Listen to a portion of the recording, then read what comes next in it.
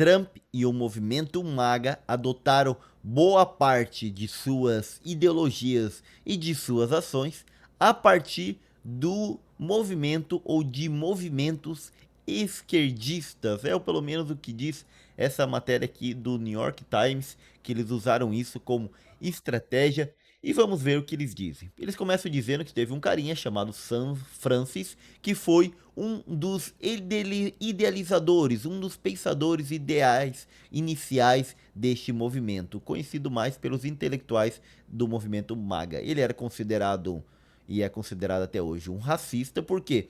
Porque ele defendia que nem a escravidão, nem o racismo como instituição são pecados, possivelmente baseando naquelas partes da Bíblia, principalmente do Antigo Testamento, onde fala que a pessoa podia ser escravizada por dívida e tudo isso daí.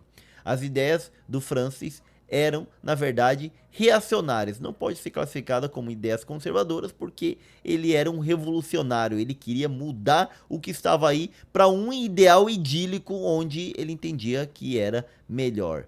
E suas táticas se aproximavam muito de Karl Marx e de Vladimir Lenin, distanciando do Edmund Burke, que é o ideal conservador britânico, no qual acontecem as transformações mais lentamente, paulatinamente, sem destruir tudo o que está aí. E aí, nos últimos 50 anos, ideais revolucionários de esquerda permearam o que o marxista italiano Antonio Gramsci chamou de filosofia espontânea, o que poderíamos chamar de atmosfera cultural, o que no Brasil chamamos de marxismo cultural. Os marxistas penetraram a mídia, as universidades, e por isso eles conseguem moldar a forma de pensamento no Brasil. Essa ideia de onde vem? Vem daqui, do movimento, de movimentos reacionários dos Estados Unidos, que, entendendo que os marxistas fizeram isso, eles também devem buscar fazer isso também. O movimento MAGA lucrou com a exploração dessas ideias para destruir a esquerda, se apropriou de ideias da esquerda para destruir a própria esquerda. Então, aí a elite universitária de esquerda é o grupo cultural dominante, justamente a ideia do marxismo cultural. As ideias revolucionárias da esquerda funcionam tão bem contra ela quanto antes. Então você pega a ideia do marxismo cultural e fala, agora a gente vai combater nisso. E aí o Trump tá lá, se você não colocar professores conservadores nas universidades, vocês vão perder verba federal e assim por diante. E aí o que vai acontecer é que o movimento MAGA adota ideais de esquerda para os seus próprios fins. Então a gente vai ver esses ideais, que são o pós-modernismo, a antiglobalização, a elite do poder, o marxismo-leninismo, a teoria crítica, a política identitária, a virada gramsciana e a transgressão e a cultura do cancelamento. Começamos aqui pelo pós-modernismo. Muitos pós-modernistas argumentavam que não existe uma verdade com V maiúscula, existem várias verdades, tudo é isso, tudo é relativo. As afirmações são narrativas construídas para impor, peraí, meu celular aqui, para impor poder. Então Donald Trump vem com isso dizendo, provavelmente você nunca ouviu falar, ele nunca ouviu falar de pós-modernismo. Mas tem alguém aqui que está enchendo o saco. E aí acontece o seguinte, ele pega essa ideia e coloca em prática, na qual ele vai falar o seguinte, que não existe verdade, existe fatos alternativos, é o que vai aparecer dentro do movimento MAGA. E vão dizer, a verdade não é verdade, é diferente. E aí eles vão mudando os aspectos de pensamento, como na questão das vacinas e outras coisas mais. Outra ideia da esquerda, que é apropriada pelo movimento revolucionário, reacionário MAGA, é também a ideia da antiglobalização. Existe o globalismo, que é formado por esse grupo de globalistas que querem impor sua vontade a nível internacional, e isso não está bem. Então, em 1999, o grupo de ativistas, em sua maioria de esquerda, protestou contra o livre comércio e a globalização em uma reunião da Organização Mundial de Comércio em Seattle, e isso é adotado agora pela direita, que é anti essa globalização, contrária a tudo isso daí, porque é um plano dos globalistas para dominar, para impor seus interesses sobre as nações e assim por diante. Outra questão é a da elite do poder, que eles vão argumentar que existe uma elite profunda, o establishment, um status profundo que quer impor a sua vontade, o seu conceito, a sua forma de vida sobre todos, de forma unilateral. É problemático, problemático, e aí, querendo ou não, beira o pensamento conspiratório. Depois, o marxismo-leninismo, que eles vão pegar a via histórica de Marx ali, de conflitos de classe e tudo isso, que o Marx vai falar que existe opressores e oprimidos, que existe a burguesia que oprime a classe trabalhadora, que oprime os proletariados, e eles vão reformar isso daí.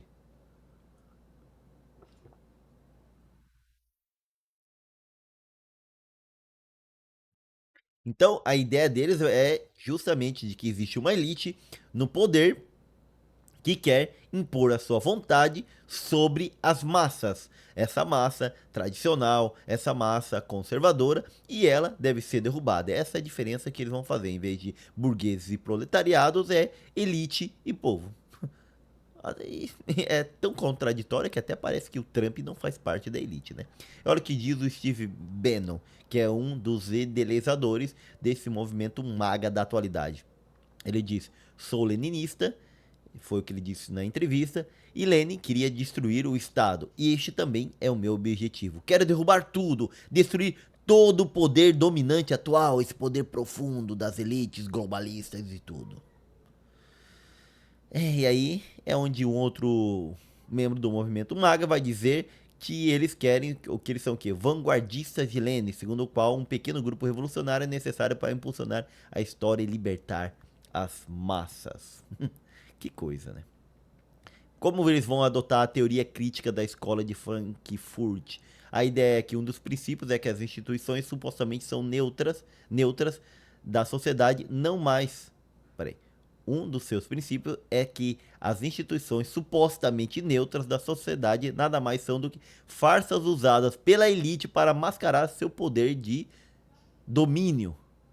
E aí, o que que faz? Vamos quebrar as instituições.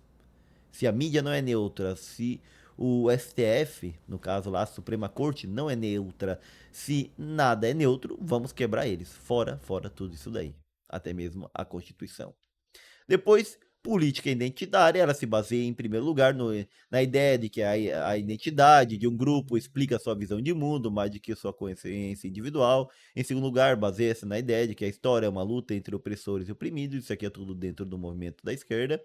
E aí, eles vão se apropriar disso, no caso do Trump, e vai dizer o seguinte, que existe os opressores malignos e eles os cristãos evangélicos conservadores que preservam a tradição. O melhor que é produzido no ocidente é que estão sendo perseguidos. Então cria uma identidade em torno de um cristão conservador, tradicional, pai de família, na maioria das vezes branco, que está sendo perseguido por uma elite progressista, globalista, que quer acabar com essa identidade formadora do Ocidente. E aí, ele vai pegar também a virada aqui da questão gramsciana, que vai dizer o seguinte: Gramsci argumentou que o poder cultural está intrinsecamente ligado ao poder político e tudo isso daí, aquela ideia do marxismo cultural, então que tem que entrar dentro das estruturas de poder cultural para poder transformar desde ali a forma de pensar e isso fazer com que se transforme a sociedade. E por isso, o Francis, um desses idealizadores aqui, que a gente viu lá no início, do movimento MAGA, vai dizer o seguinte: o principal objetivo deve ser a recuperação do poder cultural, a elaboração paciente de uma cultura alternativa dentro do regime, mas contra ele, dentro do ventre da besta, mas indigestível para ela. Olha aqui, da onde o Olavo de Carvalho pegou as ideias dele. Por isso ele estava vivendo lá nos Estados Unidos, lá na Virgínia, foi se apropriando de várias dessas ideias e depois conseguiu adaptar, que talvez a grande jogada do Olavo foi conseguir pegar essas ideias aqui e adaptá-la para o Brasil e dar, digamos, uma roupagem brasileira, tupiniquim para ela, no qual trouxe as ideias de forma que a maioria dos brasileiros entenderam isso se aplicando para o Brasil, e é justamente essa virada gramsciana que foi apropriado pela direita americana e é usado aqui. Temos que dominar nos meios culturais, onde a esquerda já dominou, e tirar eles desse meio, né, digamos, tirar eles da mão da esquerda, da mão dos marxistas culturais. É claro que isso daqui no Brasil ninguém fez direito ainda, ninguém tentou, mas que nos Estados Unidos vem com força, com várias think tanks, com várias instituições nas quais eles têm conseguido influenciar na cultura dos Estados Unidos. Lá tem a Fox News, por exemplo, que é justamente um grande meio de mídia de direita, aí tem vários podcasts, tem vários canais, aí tem jornais e tudo isso, coisa que no Brasil não conseguiu desenvolver realmente. Tem a Brasil Paralelo, mas não consegue exercer uma influência de uma Fox News, nem a Jovem Pan e nem a Revista Oeste. Elas tentam, mas tá aí por partes. Depois, transgressão. Desde o século XIX, figuras culturais de esquerda têm tentado o quê? Chocar a burguesia. E aí, onde eles vêm com essa ideia de chocar. E aí a gente vê aqueles gestos como que fez o Elon Musk com a saudação romana. Aí vem vários comentários cada vez mais antissemitas, algumas vezes, outras vezes não, é de grande apoio a Israel, mas muito anti-imigrante, e outras vezes até com falas assim, ó, como amando o Adolfinho, ou de que a questão lá do que foi feito em Auschwitz não é bem assim, ou não aconteceu, ou a negação disso tudo, e assim por diante. Tá? Para chocar. Essa ideia de transgressão é captada pela direita também. E por fim, o cancelamento. Nos Estados Unidos, há mais pessoas ávidas por se ofenderem do que por ofenderem. Há alguns anos, pessoas viam suas carreiras destruídas por proferirem palavras que ofendiam a esquerda sensível. Agora, então, você dizia uma palavra que não gostava, que a esquerda não gostava, você podia ser cancelado. Falar que uma pessoa é gorda, gordofóbico, gay, viado, homofóbico e assim por diante. Agora está no espectro ao contrário. Agora elas veem sua carreira sendo destruída por uma direita sensível, no qual palavras como diversidade, você falar em favor da diversidade, da equidade, da questão de gênero, do não binarismo, de ser antirracistas, ou ser antifascista, ou ser contra, falar da questão de traumas, falar da questão de que existe discurso de ódio, principalmente se você faz parte da direita ou está dentro de um momento de governo de direita, você pode ser execrado, excluído por tudo isso daqui. Tática ao inverso, né? Agarrou várias táticas da esquerda e foram aplicadas à direita. Temos agora um grupo de revolucionários de direita, por isso que eles não podem ser realmente classificados como conservadores pela literatura da ciência política atual. Porque um conservador ele quer preservar e não destruir o que está aí. E como dizia o Olavo, eu quero é destruir tudo que está aí. E essa ideia de destruir tudo que está aí não é bem conservadora, é reacionária, para voltar a esse momento idílico. Então, temos agora um grupo de revolucionários de direita, sem uma ideologia construtiva, enfrentando um grupo de progressistas que permitiram que seu movimento fosse capturado por uma ideologia revolucionária de esquerda fracassada. E aí? Tem mais coisas do qual do qual essa nova direita revolucionária, reacionária, se apropriou da esquerda, do qual não foi dito nessa matéria? Deixa aí nos comentários. Eu sou o professor Gessé Santiago, do qual aqui buscamos, não, do qual, ia falar da escola de filosofia política, na qual buscamos analisar o que acontece na política internacional e nacional, porém sem políticos e sem ideologias de estimação.